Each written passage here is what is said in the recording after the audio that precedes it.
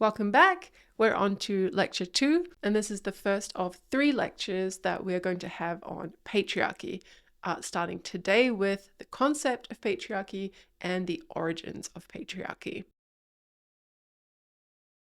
Obviously, patriarchy is not a term that everyone is comfortable with, and part of this discomfort might be explained by conflicting ideas about what it means. Carol Pateman, in her 1988 book, The Sexual Contract, writes, "Something has to be said about patriarchy. The term is very controversial, and its meaning is a vexed question. Patriarchy refers to a form of political power, but although political theorists spend a great deal of time arguing about the legitimacy and justification of forms of political power, the patriarchal form has been largely ignored in the 20th century. The standard interpretation of the history of modern political thought is that patriarchal theory and patriarchal right were dead and buried 300 years ago." She goes on, "The revival of organized feminist movement since the late 1960s has brought patriarchy back into popular and academic currency. There has been a wide-ranging debate among feminists about the meaning of patriarchy and such questions as whether in our own society, the term should be used in its literal meaning of rule by fathers, whether patriarchy is a universal feature of human society or is historically and culturally variable, whether matriarchy or sexual equality has ever existed, and if so, how the world historical defeat of the female sex, to use Engels' dramatic formulation, came about, whether patriarchal relations are found primarily in the family or whether social life as a whole is structured by patriarchal power, and what relationship exists between patriarchy or sexual domination and capitalism or class domination. There is no consensus on any of these questions, and contemporary feminists use patriarchy in a variety of senses. So we see both that patriarchy literally means rule by fathers, which no longer describes the social system we have, at least in most parts of liberal democracies, and that what it does mean now is controversial between feminists. Not to mention between feminists and anti-feminists, which we'll get to shortly. Gayle Rubin is one of the feminists with the dead and buried 300 years ago view of patriarchy. She wrote, "Patriarchy is a specific form of male dominance, and the use of the term ought to be confined to the Old Testament type pastoral nomads from whom the term comes, or groups like them. Abraham was a patriarch, one old man whose absolute power over wives, children, herds, and dependents was an aspect of the institution of fatherhood, as defined in the social group in which he lived." Pateman herself thinks that most of the confusion over the term patriarchy comes from the fact that feminists have not separated the concept itself from patriarchal interpretations of the concept. That is, this is a feminist concept that feminists need to make sense of women's situation. So they should not let it be hijacked by men, nor should they defer to men's understandings of what it means. And I could say the same thing about the concept gender, although I'll hold off on that until lecture 9. I think this is a really important point. Of course, men are going to be contemptuous and dismissive of the idea that there is a patriarchy because it names a social arrangement that they are happy with as an injustice. The question is not whether men like the concept. The question is whether the concept is useful to women, useful in the specific sense that it names something that is true. Pateman thinks that modern patriarchy is fraternal, about relationships between men as brothers and contractual. If you want to hear more about Pateman's view, I'll link in the video description to this Feminist Heretics video by Carolyn Norma. Here I'll turn to the view of a man, because it's very important for men to see people like themselves represented in lectures. Alan Johnson, in his 2014 book, The Gender Knot, discusses patriarchy as a form of society that has 4 defining elements. They are that it is male-dominated, male-identified, male-centered, and control-obsessed. Society is male-dominated when men occupy the bulk of the positions of power and authority. It is male identified when what is normal is determined by the male perspective. Society is male centered when men's needs and interests come first, and women are expected to serve those interests or shape themselves around them. And these last two fit together. If it is the male perspective that organizes society, then society will end up being male-centered in servicing that perspective. Control-obsessed is fairly self-explanatory. Society places a high value on control as opposed to other values. Here are some examples. First, sexuality. Johnson writes, under patriarchy, for example, what is regarded as normal heterosexuality is male-identified and male-centered, emphasizing men's access to women and equating real sex with intercourse, a practice that is far more conducive to men's pleasure than women's. This explains why men sometimes express confusion about whether lesbians have sex and how. If real sex is penetrative penis in vagina sex, then lesbians can't be having sex. But thinking of sex this way is just to think of it as it is for a male. And we'll look at this in much more detail in Lecture 7. Second example, standards of beauty and sexual attractiveness. These are also male identified in that it is men's ideas about what is attractive or sexy in women that defines how women are assessed. This includes sexual objectification, mentally fragmenting women into breasts, buttocks, genitals, and other variously desirable parts. Third example, male violence against women, such as domestic abuse and coercive control. This is one example of society being control obsessed. Johnson writes that men's use of coercion and violence against women is a pervasive pattern only because force and violence are supported in a patriarchal society, because women are designated as desirable and legitimate objects of male control, and because in a society organized around control, force and violence work. Johnson also notes further features of a patriarchal society that may not fall so neatly under these four elements, which he says are just the beginning. Patriarchal culture includes ideas about the nature of things, including women, men, and humanity, with manhood and masculinity most closely associated with being human, and womanhood and femininity relegated to the marginal position of other. It is about how social life is and what it is supposed to be, about what is expected of people, and about how they feel. It is about standards of feminine beauty and masculine toughness, images of feminine vulnerability and masculine protectiveness, of older men coupled with younger women, of elderly women alone. It is about defining women and men as opposites, about the naturalness of male aggression, competition, and dominance on the one hand, and of female caring, cooperation, and subordination on the other. It is about the valuing of masculinity and manhood and the devaluing of femininity and womanhood. It is about the primary importance of a husband's career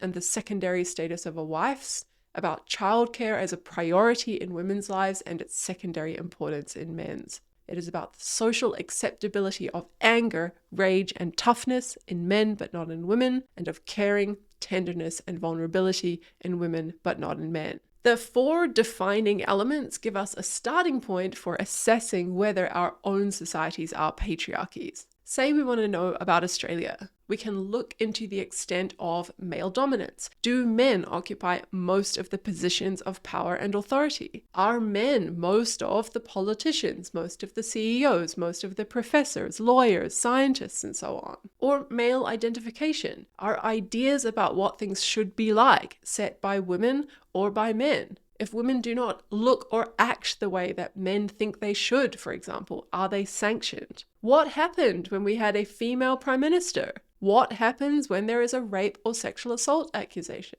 Or male-centeredness. What defines normal sex, a normal family life, a normal working day in Australia? Or finally, control. How much of a social problem of domestic abuse is there, of coercive control, of workplace sexual harassment?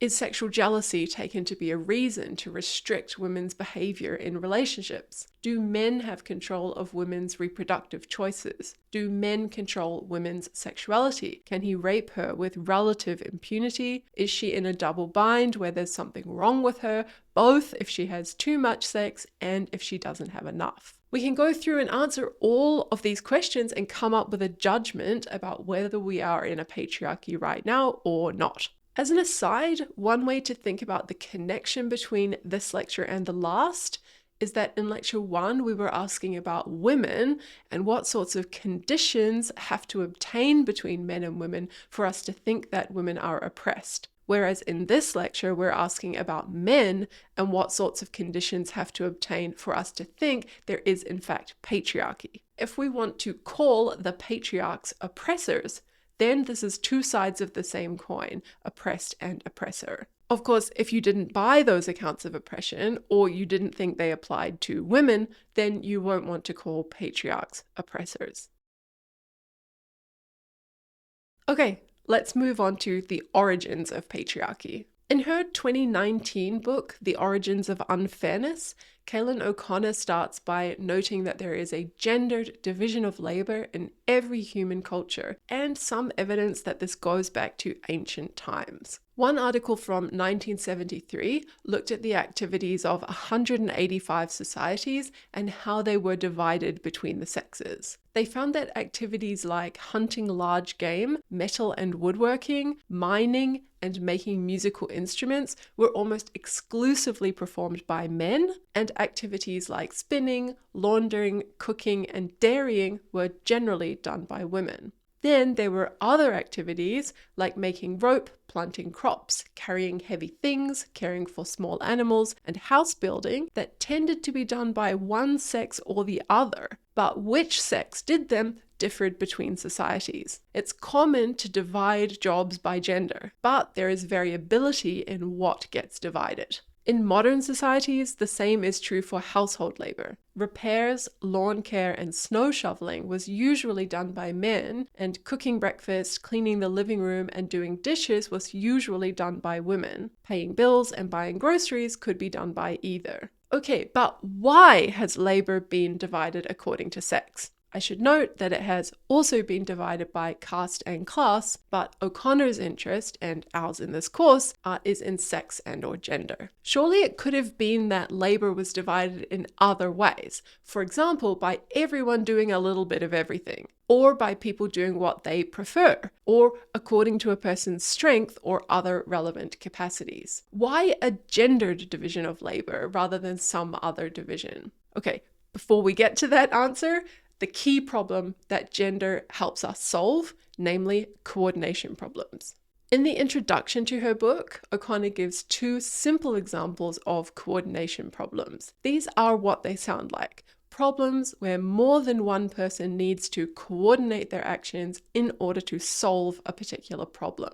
One example she gives is dancing the tango. You take a random group of people and put them into pairs, and you stipulate that they need to dance. They each know the steps and that one partner needs to step forwards and the other backwards, but they don't know who in the pair will do which. Another example is dividing pizza. You take a random group of people and put them into pairs, and they must settle on a division of a pizza. If they go for 50-50, then they both do the same thing, namely take half. But if they go for an unequal division, then they'll need to decide who gets the bigger share. Coordination problems are especially tricky when there are a number of different solutions available. As in the pizza case, if there are 8 slices, they could be divided 8-0, 7-1, 6-2, and so on. There are two types of coordination problems: correlative and complementary. Correlative coordination problems are problems like the equal division of pizza, where we'll each end up doing the same thing. Another example of this is which side of the road to drive on. We just pick one, say left, then we all stick to it. It wouldn't have mattered which we picked, just that we all do the same thing. Complementary coordination problems are like the tango, where there are different things that need to be done, and we need a way of deciding who will do what. At the tram stop, we can't all do the same thing, namely go first, whether we are getting on or off.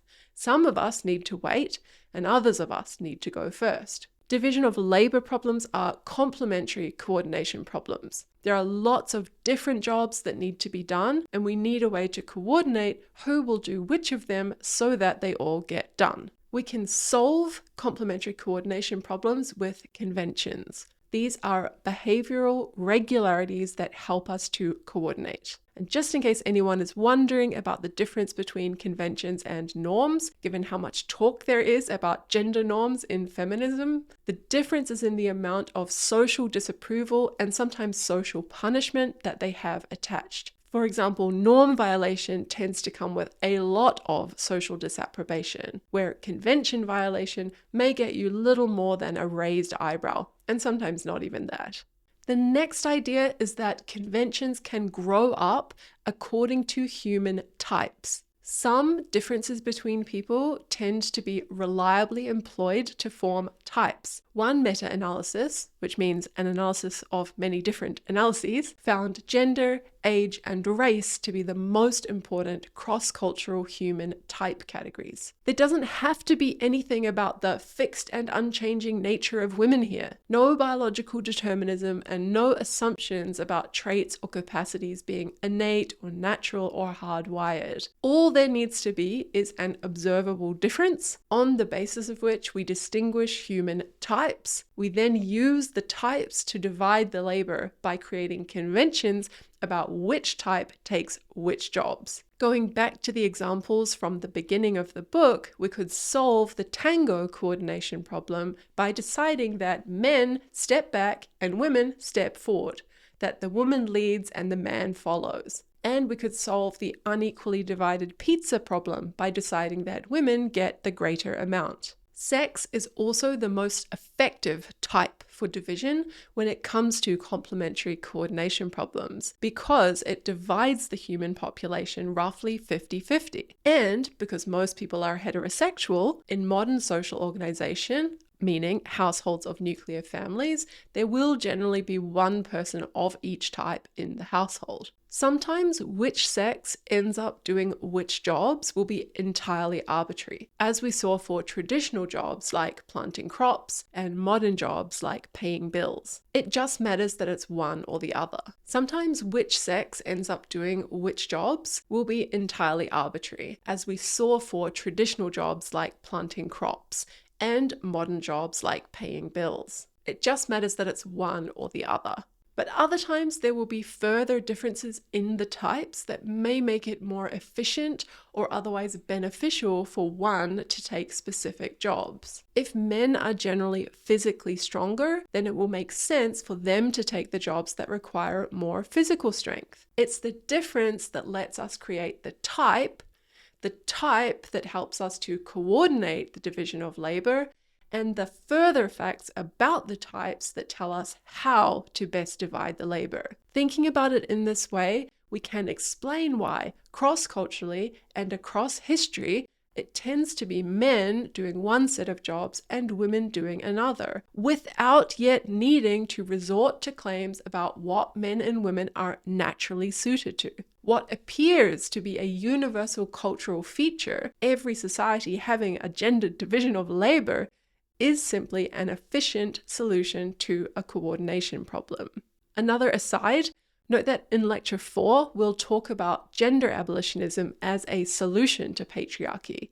And one objection to that solution will be along the lines we've been talking about here, namely that solving these coordination problems matters, and it's not clear whether we can solve all of them simply by having people negotiate in a more voluntary way. With O'Connor's explanation in hand, we can explain why there is a division of labor between men and women without needing to rely on substantive differences between men and women that make the particular division necessary. But some have put more emphasis on substantive differences in their explanations of how patriarchy got started. In the next part of the lecture, I'll consider the explanation put forward by one feminist historian, which relies on the specific sex difference of women's reproductive biology, namely that they can be raped and impregnated.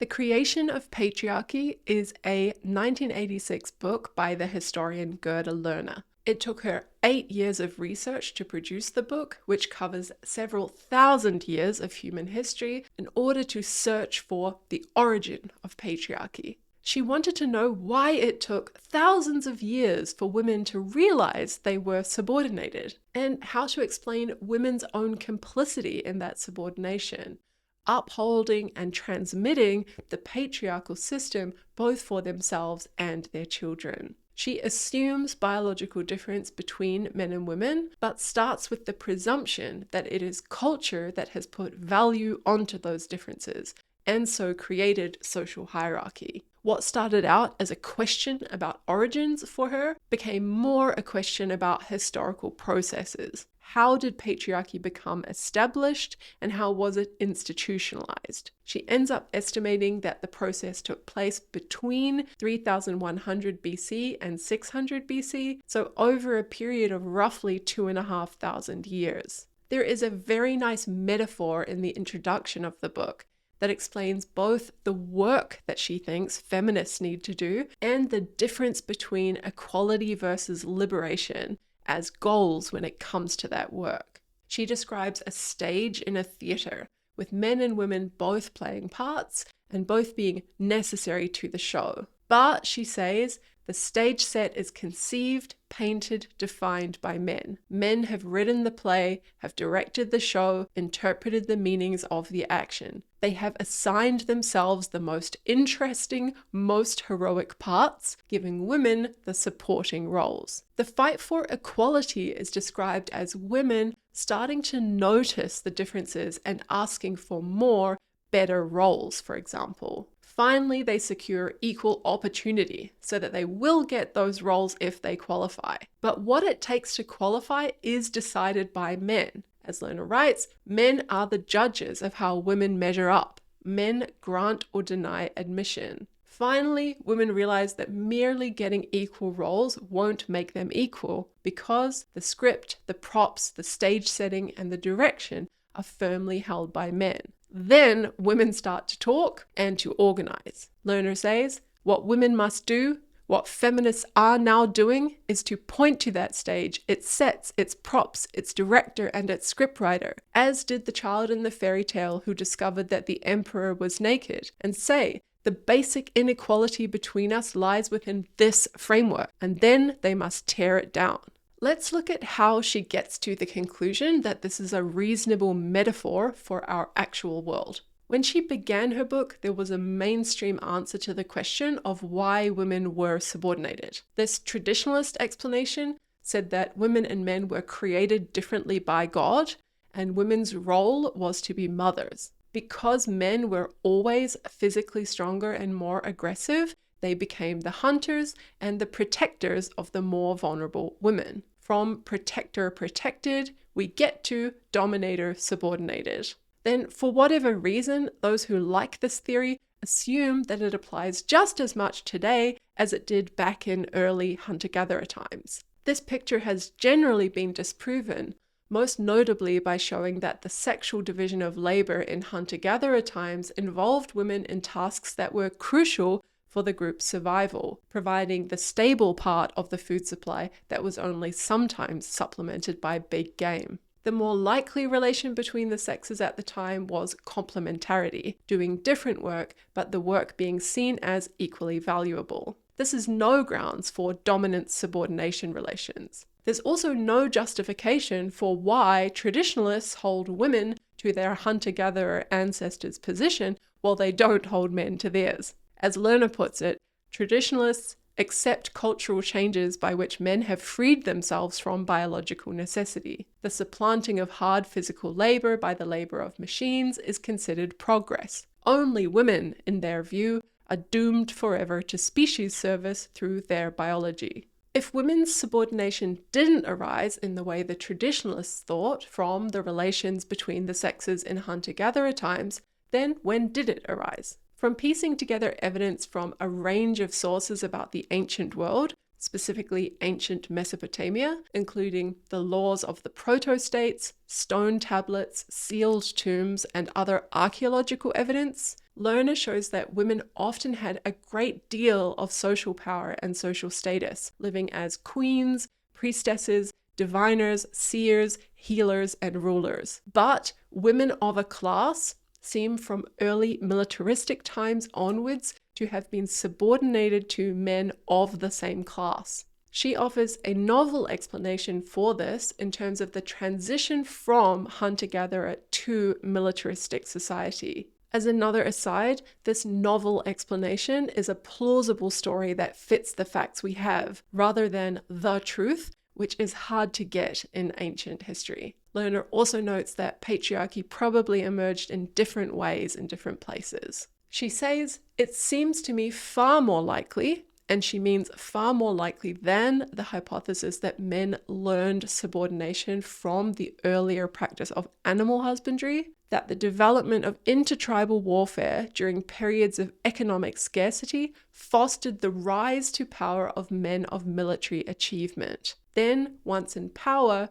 there emerged the practice of powerful men engaging in the exchange of women. Here's the key explanation. Groups began to roam and conquer. Men were not easy to enslave because it would take a great deal of labor on behalf of the conquering tribe to oversee them and make sure there was not insurrection. More labor than it was worth. But women could be enslaved, first because their wills could be broken through rape, and second, and more importantly, because through rape they could be impregnated, and their desire to protect their children would ensure their loyalty to the new tribe. Lerner puts this as submission for the sake of their children. That led to a situation in which, as conquering played out, the conquered men were generally murdered, and the conquered women were generally enslaved, both for sex and for other kinds of labor, often in weaving. Here, in Lerner's words, supposing grown men were exchanged among tribes,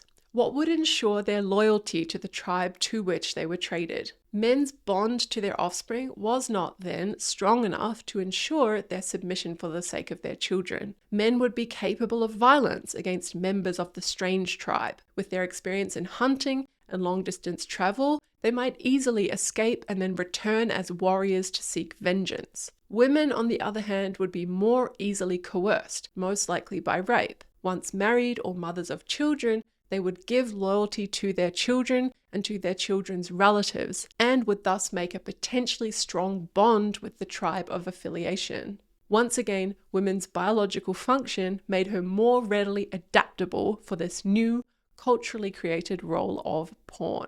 A further explanation relates to the shift from hunting and gathering or horticulture to agriculture, because it became advantageous to groups to have more children and therefore more labor, in which case there would be an increase in the exchange of women in order to furnish groups with more reproductive labor, which is then used to produce more productive labor. In a situation in which ecological conditions and irregularities threatened the survival of the group, people would search for more reproducers, that is, women. Thus, the first appropriation of private property consists of the appropriation of the labor of women as reproducers. Lerner argues that women were the first slaves, and that men's ability to subdue and control women provided the template for future enslavements. We go from the sexual exploitation of women to the more general exploitation of human labor after the agricultural revolution. Some of this has been a hypothetical reconstruction of history. Lerner finishes the relevant chapter by stressing what we know based on the archaeological evidence, which is there were fairly egalitarian societies with a biological division of labor. These gave way to more structured societies which exchanged women. In the earlier societies, men often moved to live with women's partners' families, and lines of inheritance were female. And in the later societies, things had shifted so that women moved to men's families and the lines of inheritance were male. There is no evidence at all of a shift from male inheritance lines back to female, and more complex societies had a division of labor that wasn't just biological, but also was about hierarchy and social power, some men over other men and all women. She says a number of people think these shifts occurred with the beginning of the first forms of states. Later, organized religion would reduce women's position even further with an all-out attack on the pagan cults, worshipping various fertility goddesses, transferring the powers of creativity to an all-powerful male god, and associating female sexuality with sin and evil, with an exception for when it is used for procreation.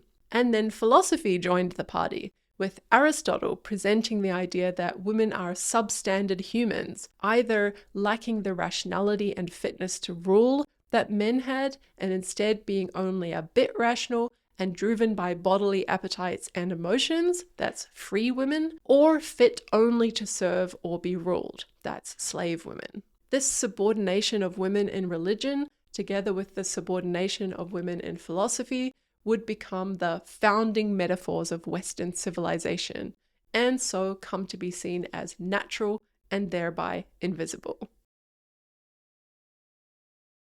Okay, in this final part of the lecture, we're going to go even further back. Sarah Blaffer Hrdy is an anthropologist who has argued for the central role of mothering practices in the evolution of human cooperation. In her 1997 paper, Raising Darwin's Consciousness, she starts with a claim from the evolutionary psychologist David Buss that because beauty and youth are closely linked with fertility and reproductive value, youth and beauty are a universal male preference. She considers whether there is such a preference anywhere else among primates and says there is not a shred of evidence for any other primate that youth or neoteny, which means being baby-faced, affect male willingness to mate. Indeed, in other primates, it is reproductive experience, not youth, that is prioritized. Instead of giving an explanation in terms of evolved human psychology, she says such preferences derive from uniquely human institutions whereby men in many societies don't merely mate with virginal and compliant young females, but acquire them as wives, concubines, or slaves, whom they essentially own, and as a consequence, in many societies are also obliged to provide for long term. Humans differ from all other primates in that everywhere else, males and females provide for themselves. Yet in humans, Hrdy writes, male desire to own females is apparently great enough for men to undertake to provide for them long term. Since the very first recorded legal systems, there has been provision for discarded or superseded wives. This is an alternative social explanation for the control of women by men, but it also has its roots way back in evolutionary history, making it a longer term and more evolutionarily informed explanation of patriarchy than Lerner's explanation of the origins was. Hrdy uses a definition of patriarchy that she takes from Lerner. Patriarchy refers to the manifestation and institutionalization of male dominance over women and children in the family and the extension of male dominance over women in society in general. It implies that men hold power in all the important institutions of society and that women are deprived of access to such power. It does not imply that women are either totally powerless or totally deprived of rights, influence, and resources. But, she says, whereas Lerner put the origins of patriarchy around 3000 BCE, she, Hrdy, thinks they must be far older. She writes, I am convinced that male control over productive resources needed by women to reproduce lies at the heart of the transformation from male-dominated male philopatric, meaning residence in the territory of the male's family, primate societies, to full-fledged patriarchy. And just as an aside, the anthropologist Barbara Smuts agrees, writing, the central thesis of this article is that the origins of patriarchy lie far back in time, long before the development of agriculture, civilization, capitalism, or other similarly recent, i.e. within the past 10,000 years or so, phenomena normally invoked by feminists to explain patriarchy. Where Lerner sees male dominance as a historical construction, And sociobiologists and evolutionary psychologists assume that the ultimate goal of male domination is reproductive success, and they identify sexual selection rather than male desire for power as the engine driving the system. A third alternative is an evolutionary perspective, which pushes the search for patriarchy's origins back in time by millions of years by asking an additional question. Why should males seek to control females? Note that these are all compatible explanations involving proximate versus ultimate causes and shorter-term versus longer-term timescales. In Lecture 10, when we talk more about evolutionary psychology, we'll see that one of the sex differences they purport to be able to explain is courting in males and coyness in females. Hurdy disagrees with Darwin on this point. She writes, "I would argue that sexual coyness, extreme discretion, and a concern for reputation found in so many women today derives not from pre-human lower origins, as Darwin supposed, but rather from the tens of thousands of years hominid females have been socialized, exchanged between social groups, and have reproduced and died, some sooner than others, in various permutations of the male philopatric, patrilineal, meaning kinship established through the male line, breeding systems that eventually gave rise in places like the ancient Near East to full-fledged patriarchy." What she's pointing to here is socialization and culture, human social practices of exchanging women and always having women go to men's families and men's territories, with kinship and inheritance established through male lines. This is enough on its own to explain the female typical practices that get described as coyness. We don't need evolutionary psychology. But here's the interesting part. Key features of patriarchal social organization were partially consequences or byproducts of male counter-strategies for controlling an assertive, cyclical female sexuality of pre-hominid origin. You will have to read the paper for yourself if you want all the details, but the rough idea is that female primates go in for multi-male mating rather than monogamous mating, and that this is advantageous to her because when male primates are uncertain of paternity, they are more likely to protect the female's offspring, and infanticide is less likely. This then becomes a problem for the male primates to solve, either by competing with each other or by gaining control over specific females. So first we get competition between males for reproductive opportunities, then we get female choice of male partners, then we get male attempts to subvert female choice, which is where male control comes in. Hurdy writes, "Males in unimale systems like the Hamadryas baboons or gorillas would be forced to devote energy to excluding other males and or sequestering females rather than producing more and more competitive sperm. More innovative apes like Homo sapiens, among whom male investment in offspring also takes on new and special significance, invented whole new modes of policing females. These involved castration, indoctrination, surveillance, gossip, inheritance rules, and laws. In sum," she writes, "feminists have argued that patriarchy is a cultural and historical creation by men and women in a process that took some 2,500 years. By contrast, a Darwinian perspective, without necessarily discounting historical processes involved, would lead us to push the search for patriarchy's origins millions of years earlier by asking the additional question of why so many hominid males and their patrilines experienced such an urgent need to control females." And she ends with a question. "In all other species of primates save our own, females compete directly for the resources they need to survive, to reproduce, and to rear surviving offspring. To the extent that humans are exceptional in this respect, to the extent that women differ from other primates by competing for resources indirectly, competing for resources by competing for mates who provide them, we really must first start by asking why. Okay, as I said at the start, we've got 3 lectures on patriarchy. Lecture 3 will pick up the question of what mechanisms patriarchy operates through, and lecture 4 will explore how we can escape patriarchy. See you next time.